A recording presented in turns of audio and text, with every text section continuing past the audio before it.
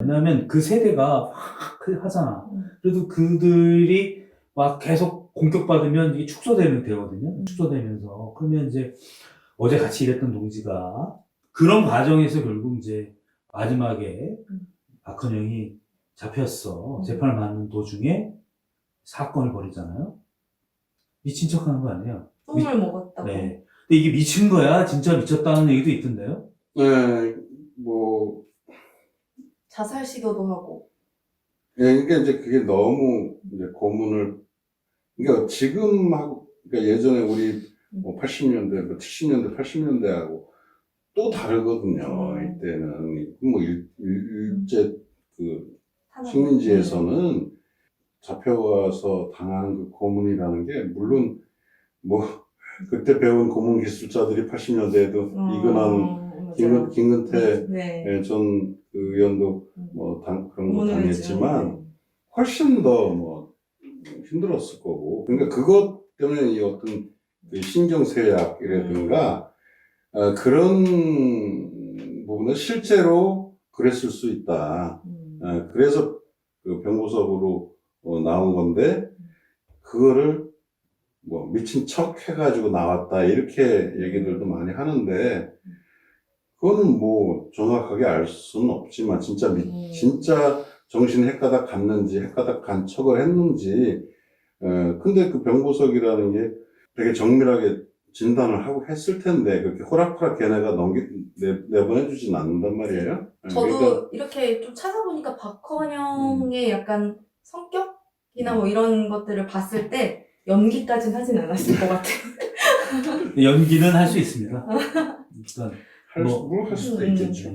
근데 이제 아마 이게 이제 진짜 미쳤을 수도 있는데 연기나 이런 말 나오는 게 이제 박헌영이 그 조선을 떠나서 러시아로 가잖아요. 근데 그 사건이 있으니까 이거 분명히 미쳤다고 했던 사람이 다시 러시아를 가는 상황이 벌어지니까 이거 분명히 그러면 미친 게 아니라 휴원한 거다 이렇게 아마 될 수 있고요. 근데 아마 우리 전 박사도 얘기했지만 그 후유증이라는 게 뭐 저는 그렇게 별로 당해보지 않았고 있어도 28년이죠? 그럼 연기를 했을 수도 있겠네요. 연애도 엄청 잘하잖아요. 연애 얘기만 해도 그 1928년에 병보석 뛴 거죠. 그리고 1929년에 두만강을 건너는데 그 1년 동안 정말 주세죽이 극진하게 간호를 했대요. 그러니까 그런 과정에서 사실 치유가 됐을 수도 있다고 봐요, 저는. 뭐 1년이라는 시간이 짧은 건 아니니까. 그래서 열차를 타고 이제 함경도 가서 거기서 건너는데 애를 낳는 설이 있죠. 가다가 이제 비비언나를 낳기도 했는데 가는 도중에 뭐죠? 두만강. 눈물 젖은 두만강. 근데 그게 진짜 사실입니까? 그 노래가? 그러니까 그것도 설인 것 같아요. 약간 설왕 설레하는 부분인데 그렇게들 많이 얘기하고. 그래서 나는 그걸 보고 나니까 우리가 선구자를 불렀을 게 아니라 눈물 젖은 두만강을 불렀어야 되는 거네.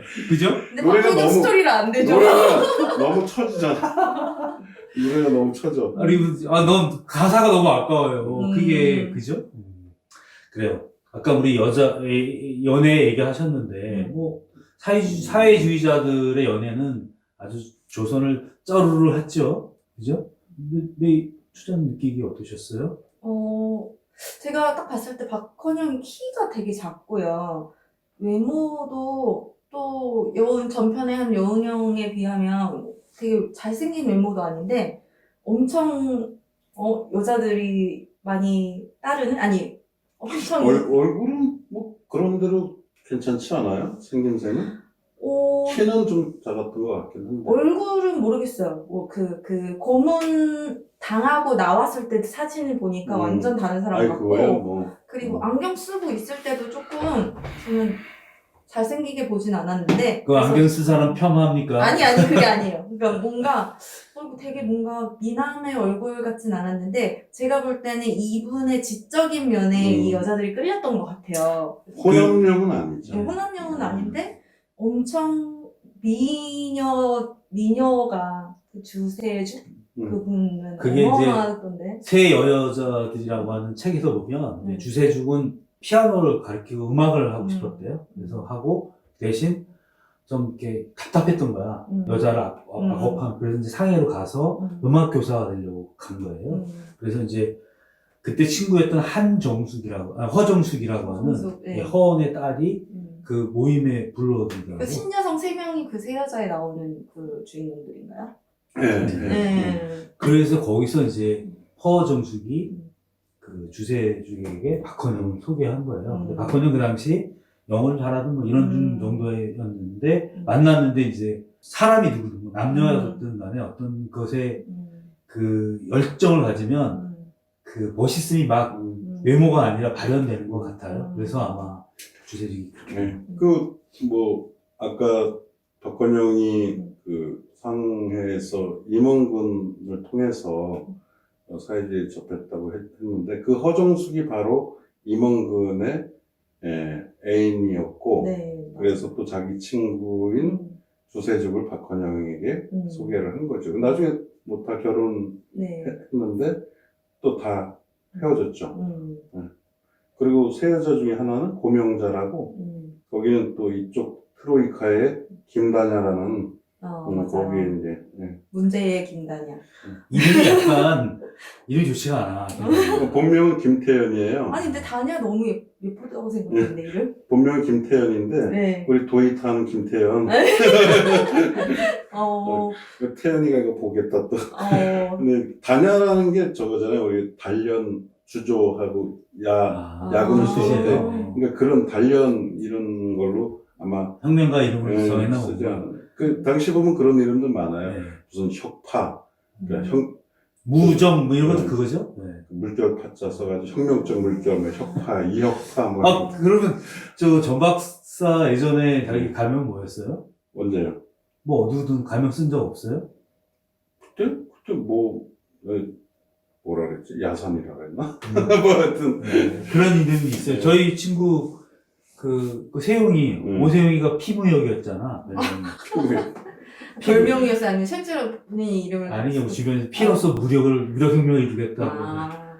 어찌됐든 뭐 이런 식의 이름들이 있는데 그래서 주세죽하고 이제 그 친구들이 같이 다니고 그때 김다냐는 자기 아내가 원래 결혼해서 아내가 이제 고향에 있었어요. 네. 이렇게 이런 관계죠. 그리고 그 김다냐하고 박헌영, 주세주고 김다냐가 거의 집에 와서 매일 같이 그쵸. 지내잖아요, 그죠? 김다냐가 잘생겼던데 사진 보니까. 그래서 왜 혁명 열정만 부족했나요? 외모가 결정하나요? 아니요, 그냥 제가 그냥 사진으로 봤을 때는 김다냐가 훨씬 낫네 그냥 이렇게 사진만 보고. 아니 그 결혼한 유부남이었다니까요. 네, 그러니까. 아니 근데 그래서 그때 둘의 관계가 이제 그 조선의 공산당에서 사건 중에 유명한 사건 중에 하나잖아요, 그게. 아시죠? 네. 이걸 어떻게. 왕따 당하고 그러잖아요, 그쵸? 그 러시아에서 왕따 당한 둘이 김다냐랑 주세죽이랑 왕따 당하고. 네. 제가 다른 유튜브를 보니까 무슨 해방 전후 이 시대의 뭐 부부의 사랑. 부부의 세계? 부부의 세계 막 이런 얘기를 하던데. 야, 이게 이제 굉장히 당시에, 지금도 사실은 받아들이기 어려울 때잖아요. 근데 그게 1920년대, 30년대에 그런, 뭐 예를 들면 친구가 있는데 친구의 남편이 잘못 알았다는 이유만으로 둘이 또 눈 맞아서 어디 가고 뭐 이런 것들이 받아들이기 좀 어렵지 않았을까요? 아무튼 1920년대는 이제 신여성이라고 네. 하잖아요.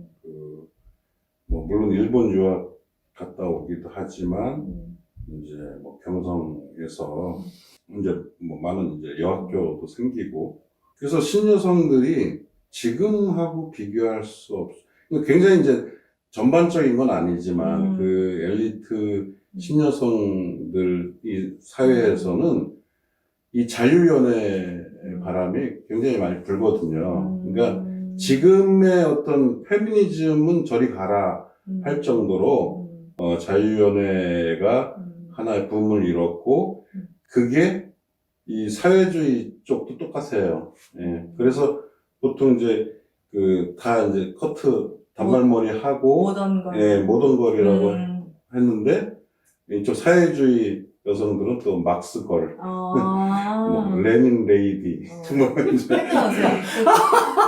그렇게 불렸다고 그래요. 김수영이라는 시인 있잖아요. 네. 김수영, 네네네. 김수영도 거기 풀인가? 네네 맞아요. 그 수용소 북한인 그 수용소로 끌려갔을 때 김수영 친구랑 부인이 결혼을 하거든요. 그건 이제 죽은 줄 알고 그러니까. 죽은 줄 알고, 그리고 네. 근데 부인이 다시 돌아왔잖아요.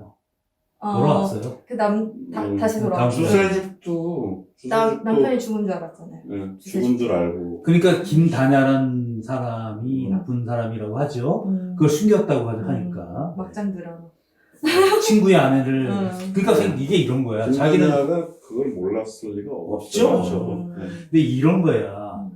이제 예를 들면 내가 와 있는데 둘이 와 있는데 둘이 참 막 자기 부인은 참 뭘 쪽지를 입히고 막 이러는데 막 신여성에 같이 막 혁명을 얘기하고 그러는 게 얼마나 난 김다나 부러웠을 것 같아. 박헌영과 주세죽 두 관계를. 부러웠고 계속 옆에서 이렇게 지켜보면서 그 자리를 노리지 않았을까.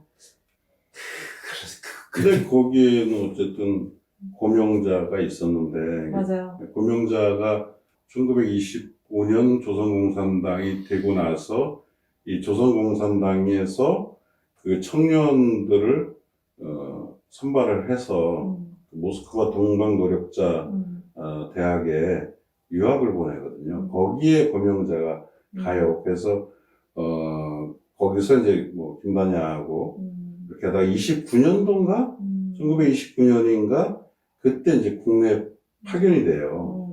고명자가 국내 파견이 돼서 들어오면서 이제 쓸쓸했겠지. 그리고 셋이 어울리고. 그리고 박헌영이 잡힌 거는 1927년 그때고 그러니까 그 이후 고명자 들어가고 그 이후에는 이제 둘만 남은 거예요. 김다냐하고 주세죽만 남은 거야. 그래서 뭐 주세죽도 굉장히 외로웠겠죠. 근데 주세죽도 몰랐을까? 그러니까 주세죽도 뭐 활동을 엄청 하고 그랬는데. 근데 그거는 이제 정보라는 게 주세죽이 직접 어떤 정보 루트가 있는 건 아니고 김다냐를 통해서 정보를 들을 수밖에 없는데 이 양반아 정신 차려라. 주세죽이 알려면 왜 모르겠냐. 알고 싶지 않은 거지. 알고도 아니 알고도 모르겠고 예. 적극적으로 알려고 하지 않은 거지 이 친구야. 아니, 나도 몰랐을 수 있다고 봐요. 네가 그래서 연애를 못하는 거예요, 전 박사. 근데 그 정도 끌려갔으면 죽었을 나는 거라고 주세죽을 의심하고 싶지 않아. 근데 어쨌든 주세죽이 그때 아기를 낳고 무용수 그 딸을 낳고 고아원에 맡기고 또 이 사람이랑 결혼을 한 거잖아요, 그렇죠? 고아원이 아니라 아마 타가소 아니었을까요? 고아원이라고 이 표현하기도 그러네. 고아였나? 아니 타가수인데 타가소일 거예요. 이미 이제 김다냐하고 박헌영 주세죽이 이제 상하이로 파견이 되잖아요. 네. 그때 이미 타가수에 맡겼던 거고, 그리고 상해에서 이제 박헌영이 잡힌 거고, 이들은 나중에 다시 이제 둘이 러시아로 돌아오죠.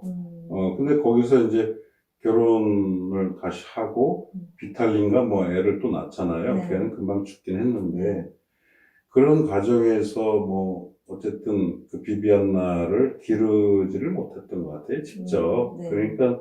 근데 또 박헌영은 또 딴 여자랑 결혼 그쵸. 하잖아요. 뭐, 나와 보니까, 자기 친구가 자기 아내를 말하자면 뺏은 거잖아. 얼마나 분노했겠어요, 솔직히. 근데 분노하지 않았다고는 아니에요. 분노한 게 아니라 이제 분노했는데. 그러니까 박헌영의 성격상, 박헌영이, 성장 과정에서도 그렇지만, 어떻게 보면 오히려 좀 내성적인 측면이 있었던 것 같아요. 아니, 그러니까 이해를 하려고 했겠죠. 왜냐면 거기서 욕할 수는 없으니까. 그래서 저는 술 많이 먹고 뭐 이러니까. 근데 그거는 결혼이 아니라, 그때 보니, 우리 전 박사가 얘기한 경성 트로이카라고 책을 보니까, 이제 내가 활동을 하려면은 아지트 키파라고 하더라고. 그걸 지킬 여자가 필요한 거야. 그때 부부여야 되니까 집을 그 당시에도 집을 구하려면 안 되니까 부부로 신혼처럼 가는 거야. 그래서 이 여자가 하우스키퍼를 이걸 아지트를 지키고 있는 거고, 남자가 하다가 얘가 뭔가 문제가 생기면 조치를 취해서 한다거나 이런 게 있었대요. 네. 그런 과정에서 뭐 자연스럽게 동거가 이루어지기도 하고. 근데 80년대 운동권도 그런 사례 있잖아요. 학생운동보다도 이 위장 취업하면서 공장에 위장 취업하면서 노동운동, 지하 노동운동 하는 과정에서도 그런 실제로 위장 결혼하는 경우도 있고. 뭐 또 우리 아는 선배는 그 조직의 자금을 마련하기 위해서 가짜로 결혼.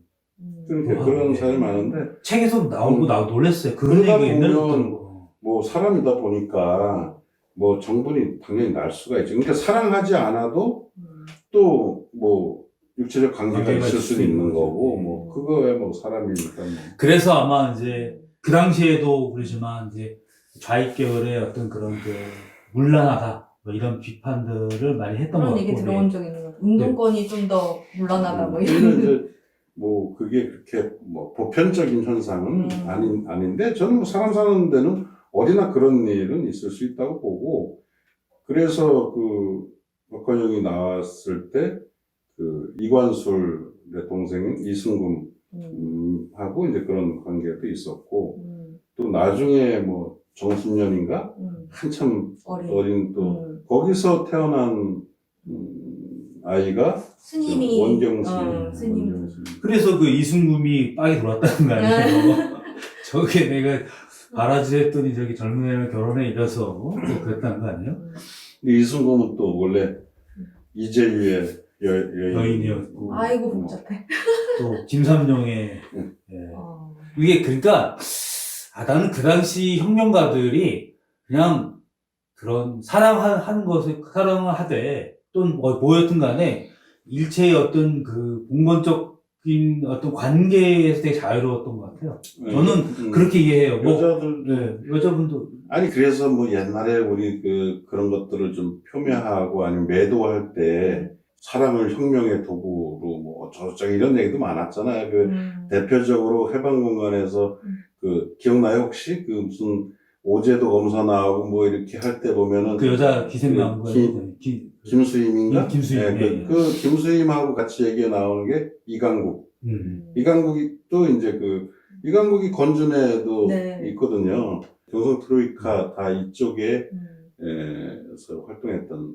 그러니까 이건 아니었던 것 같아. 나는 이건 좀 잘못된 해석이라고 생각하는 게, 이승금이나 또 다른 여자 혁명가들이 무슨 도구가 아니라 그들 스스로의 자유로운 선택이었다는 거예요. 그러니까 뭐냐면, 나는 같이 필요하면 같이 하고, 같이 활동하고. 어떤 가정에 대한 가정을, 단란하고 행복한 가정을 꿈꾸지 않았던 사람들이 그런 거를 할 수 있는 상황도 아니었고. 그러니까 온몸을 바쳐서 나는 혁명운동에 매진해야 된다고 그렇게 생각을 하니까 어떤 그런 뭐 기존의 어떤 부부관념이나 이런 것들이 중요하지 않은 거죠, 사실은. 근데 참 그게. 순간순간 의지의 사람이 필요한. 근데 예를 들면, 우리 이 친구가 있던 경성 트로이카 이재유라고 하는 그 후대의 이제 혁명가인데, 사회주의 혁명가인데, 이 양반이 박진홍이라는 여자랑 똑같이 하우스키퍼였는데 정이 든 거예요. 사랑하게 된 거죠. 그래서 사인이 온 거야. 이게 도망가야 되는 사인인데, 그러면 원래 갔어야 되는데, 못 가. 그 여자를, 그때 박진홍이 임신을 했었거든요. 그러니까 말씀대로, 그럼에도 불구하고 사랑은 또 있다는 거죠. 영화네, 영화. 네. 경성 트로이카 꼭 보세요. 너무 약간 팩트 같은 이야기들로 들어있는데, 막 영상으로 막 보여지는데요? 우리 훌륭한 강원대의 선배이자 작가이신 안재성 선배님이 쓰신. 제가 꼭 올리겠습니다만, 그래서 내가 이제 이 친구한테 다 읽고 정 박사한테 카톡을 보냈어요. 내가 뭐라고 했냐면, 그때 같이 보냈나? 가슴 아프다. 근데 너무 가슴이 아프더라. 난 이 정도까지는 아니었는데도, 이 진짜 혁명가들이 사랑하는 사람을 도와야 돼. 마지막 그 중에 이재유가 이제 박진홍을 같이 있다가 이제 딱 이거 느낌이 퇴해되는 상황인데, 그러면 도망가지 못하는 거야. 거의 배회하는 거지, 이 사람이. 그러니까, 진짜. 근데 우리가 박헌영 얘기는 너무 그쪽으로만 가는 거 아니에요, 지금? 이게 너무 흥미롭네요. 아니, 뭐, 형용사 얘기니까요.